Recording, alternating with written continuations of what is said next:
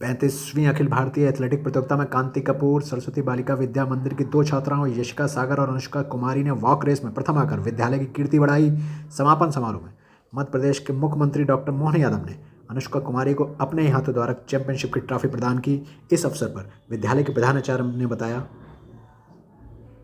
गहलोत है। थोड़ा बताएंगे इसके विषय में? हाँ, मैं इस विद्यालय की प्रधानाचार्य हूँ और हमारे यहाँ के बच्चों ने एथलेटिक्स में विद्या भारती की तरफ से नेशनल में प्रतिभाग किया और गोल्ड मेडल लिया है। चैंपियनशिप बनाई पूरे पश्चिमी उत्तर प्रदेश क्षेत्र में और अब इनका सिलेक्शन SGFI के लिया हुआ है, जो कि अभी रांची ये बच्चे SGFI खेलने जाएंगे।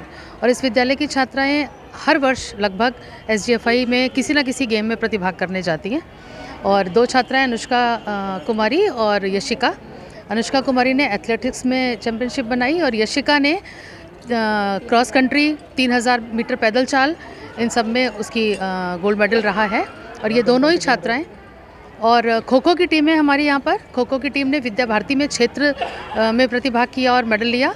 और हमारी जो सरकारी जिला विद्यालय निरीक्षक की तरफ से जो प्रतियोगिताएं होती हैं उसमें स्टेट में पिछले वर्ष भी गए थे बच्चे अयोध्या खेलने और इस वर्ष भी खो खो की टीम अयोध्या खेलने गई थी स्टेट में। अभी विद्या भारती के बॉयज़ की टीम ने वॉलीबॉल मैच जीता। हाँ। तो विद्या भारती ने आपके बता रहे हो एथलेटिक में भी जीता मेडल। क्या लगता है विद्या भारती को कुछ अलग तरह की किस तरह की शिक्षाएं मिलती हैं जिस तरह से वो हर बार जीतते हैं?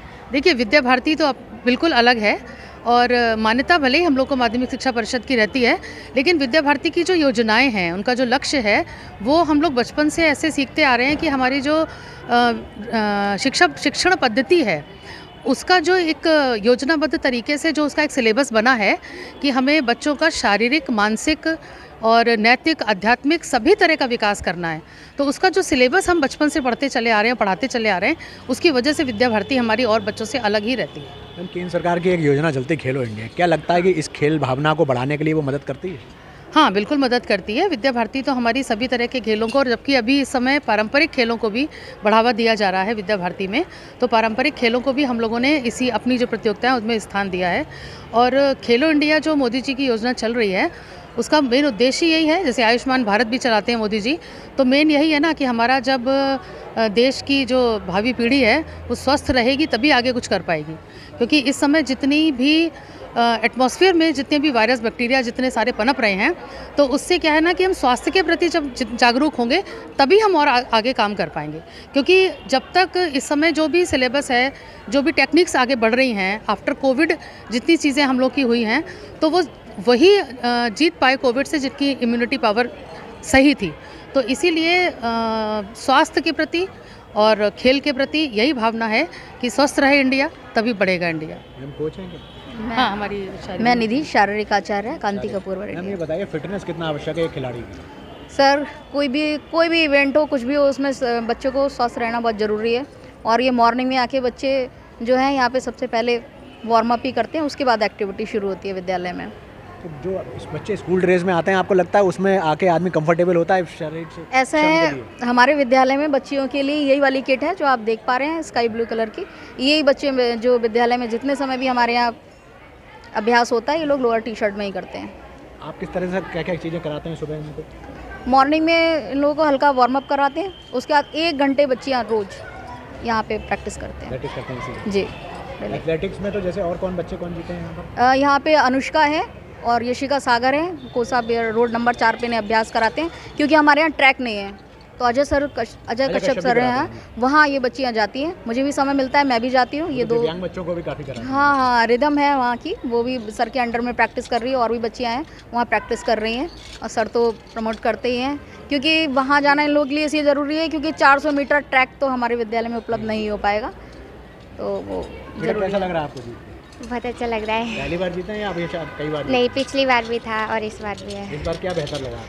इस बार और अच्छी प्रैक्टिस सर ने करवाई तो और अच्छा, अब आगे जाएंगे तो उसमें और अच्छा प्रदर्शन। क्या लगता है आपको, आप जब खेलते हो, लोग कहते हैं ना बचपन में हम लोग सुनते थे कि पढ़ोगे लिखोगे तो बनोगे नवाब, खेलोगे कूदोगे तो होगे खराब। ये एक बचपन में हमारी मिथ थी, एक भ्रम था, उसको कैसा तोड़ा है आप लोगों को? लगता है कि खेलने से समय बेस्ट होता है और पढ़ने से ज़्यादा बेहतर है? नहीं, ऐसा कुछ नहीं है। खेल में भी आजकल तो बहुत सारी फैसिलिटीज़ है, खेल के भी बच्चा बहुत आगे बढ़ता है। और पढ़ाई भी ज़रूरी है पर गेम भी बहुत ज़रूरी है। खेलने में कुछ करियर बनाने का सोचते हो आप खेल में? खेल में तो सबसे पहले यही है कि इंडिया के लिए मेडल लाने के लिए मेरे को कम 6 साल हो गई हैं सर के पास प्रैक्टिस करते हुए। मतलब जैसी जैसी पिछली बार मैं रह गई थी नेशनल में, थोड़ा सा इस बार भी प्रैक्टिस ज़्यादा करके जाऊँगी SG5 खेलने। चलिए, आप लोगों को भविष्य के लिए शुभकामनाएं, कुछ भी अच्छा करें अब और इससे बेहतर करें। ऐसे कई सारे अवार्ड्स आपके घर में रखे हों, हमारी शुभकामनाएं। धन्यवाद आपको, बहुत बहुत शुक्रिया। रहती है हर चीज़ में, केवल ना केवल खेल में बल्कि दुनिया की सब चीज़ों में एक पर्सन को डेवलप करने में, उसकी मेंटालिटी डेवलप करने में एक कोच की क्या भूमिका है? कोच की बहुत बड़ी भूमिका रहती है। बच्चों की प्रतिभाओं को निखारने का काम कोच ही करता है। बच्चों को खुद पता नहीं रहता है कि हम किस लाइन में जाएं, तो कोच ये डिसाइड करता है कि उसको जो है क्या करना है। तो एक बच्चे की जो प्रतिभा होती है, जैसे अनुष्का है जो ये अभी विद्या भारती में 3 मेडल लेके चैंपियनशिप, व्यक्तिगत चैंपियनशिप हुई है। ये पहले 100 मीटर करती थी, इसके बाद मैंने इसको डिसाइड करके मैंने इसको 400, 200 की ट्रेनिंग दी। आज उसमें ये बहुत अच्छा परफॉर्म कर रही है। तो ये कोच ही कर सकता है। कोच को मालूम है कि बच्चा किस दिशा में चल रहा है। हर बच्चे के साथ अलग अलग मेहनत एक कोच को करनी पड़ती है। आप कैसे मैनेज करते हैं हर बच्चे को अलग? क्योंकि सबकी मेंटल लेवल अलग अलग होता है, सबकी शारीरिक क्षमता अलग अलग होती है। How you will manage? हाँ, बहुत ही टिपिकल सवाल है। इसको मैनेज करने के लिए मुझे बहुत ही मशक्क़त करनी पड़ती है कि मेरे पास हर इवेंट्स के बच्चे हैं।